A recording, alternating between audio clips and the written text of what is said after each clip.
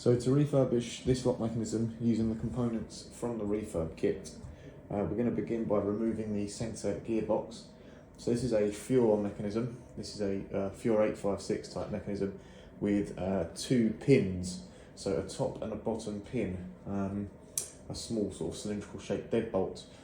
These mechanisms are joined together with T20 Torx screws, so we will need a T20 driver for these, and we'll begin by removing the top and bottom fixings of the centre case.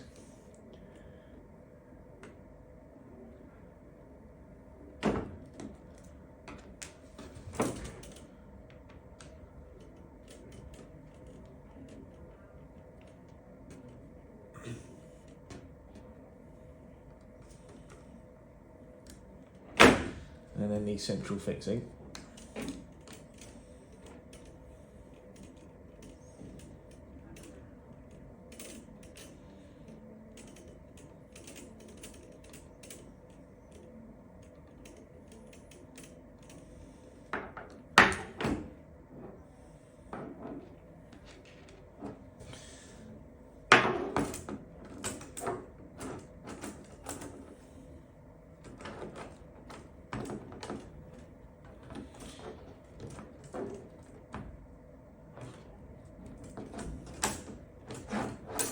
So when removing the gearbox has a routing in it that interlocks in the unlock position with this aperture, which narrows at the bottom on the bottom rail. So after we've removed all of our fixings, we have to separate the drive rod from the front, faceplate and slide the deadbolt off of that aperture so that we can remove the gearbox. And we can then move on to our top pin. So as we say, these are two pin locks. So these are like a cylindrical deadbolt. Again, two T20 Torx screws hold each one of these cases on.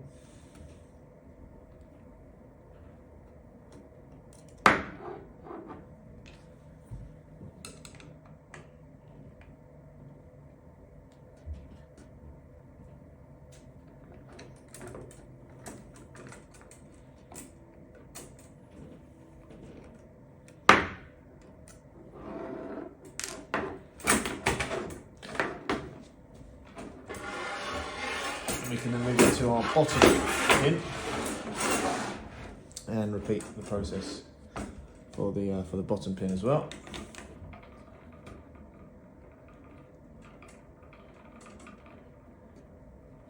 On this particular lock, the drive rods will be captive. They're not going to fall off because this is a lock that features two rollers. If your lock hasn't got rollers, the drive rods on the back may separate completely, so you'll just have to remember the positioning and which way round the drive rods on the back were. So be aware of that when you remove these cases. But on this one, they'll stay put because of the rollers. So with our parts removed, we can now grab the parts from our refurb kit.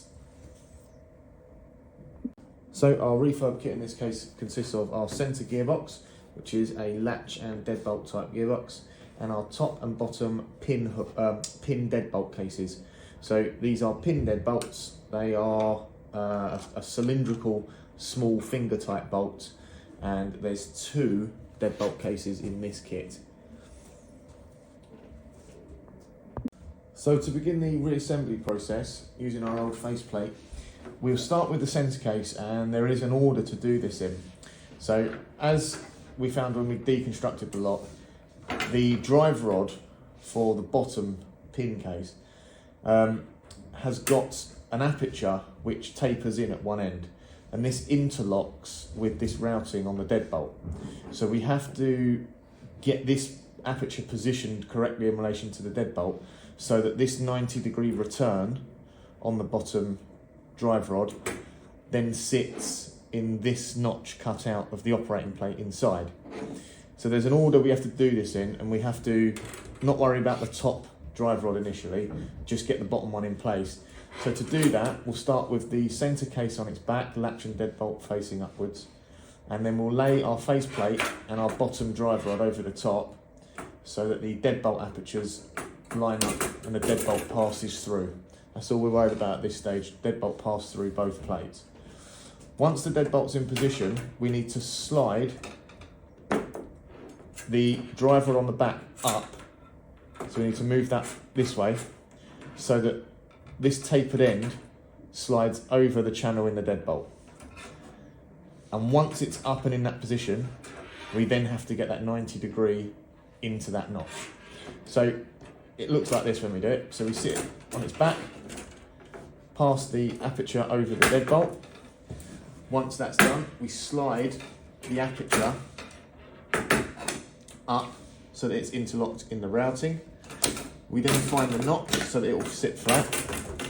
And only then, once that's in position, we then manipulate the top drive rod so that this square aperture is sitting over the top of this peg here. You can see that. So bottom one's all in position, top drive rod, square aperture over the peg, which it is. Then press that down, and once that's all sitting where it needs to be, we then put our centre fixing in.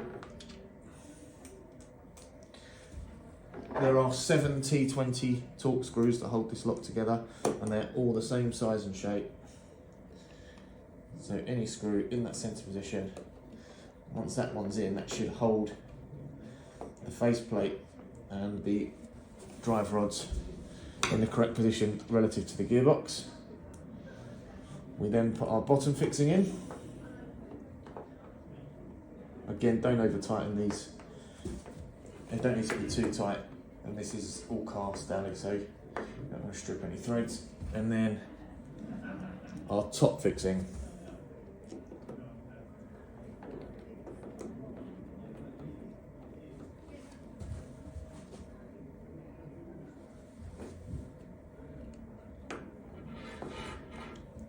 And that's our gearbox all fitted. We can move on to our top pin case. So once our gearbox is done, our drive rod for the top is retained in the right position for the unlock position. So we're fitting everything in the unlock position. And you'll find that on the pin cases, there are 2 lugs, one close to the deadbolt and one further away from the deadbolt, from the pin. As you can see, for this top one, as for what way round we're going to fit it, this is our aperture and this is our lug, and this is our hole for our pin bolt, and this is our pin bolt. So we can see that that's the way round they're going to line up. So sit that on there and then press those together.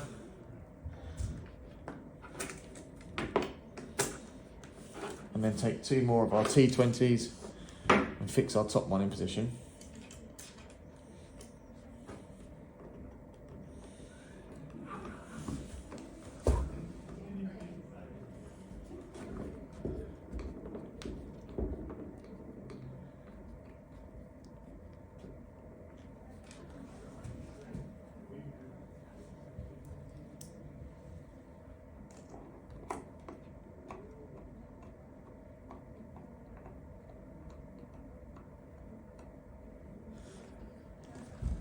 And repeat that process for our bottom pin bolt.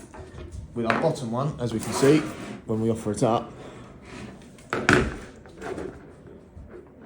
there's our aperture for our pin bolt. That lug is too far away.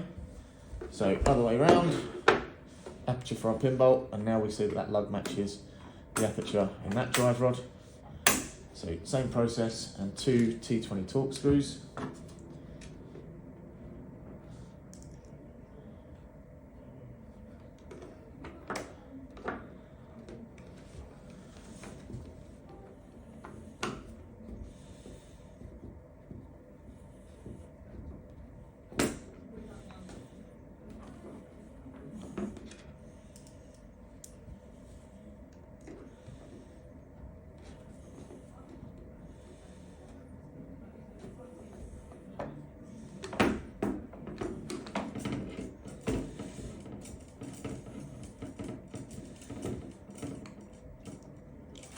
And we have refurbished our Fuhr 856 2-pin type multi-point lock using the Refurb Kit components.